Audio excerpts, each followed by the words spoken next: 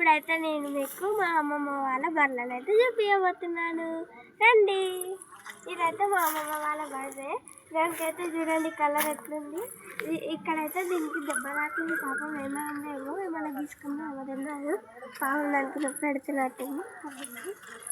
ఈ బర్రె అయితే అలా చిన్న ఉంటుంది. ఎందుకంటే మనకు అర్థం కాదు, చిన్న ఉంటుంది.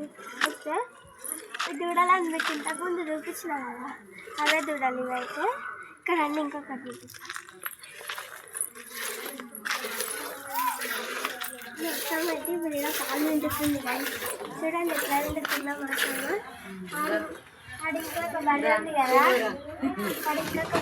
కదా, కొమ్ముల బర్రె. ఆ బర్రె అయితే మా తాతకు మస్తు ఇష్టము. ఈ బర్రెలు అయితే ఇంతకుముందే మా అత్తమ్మ బర్రెకి పాలు పెట్టేసి పోయింది. ఇంకొకటి ఈ బర్రెకేమో మా తాత పాలు విండేది ఇంతకుముందు. ఆ రెండింటికి అయిపోయినాయి.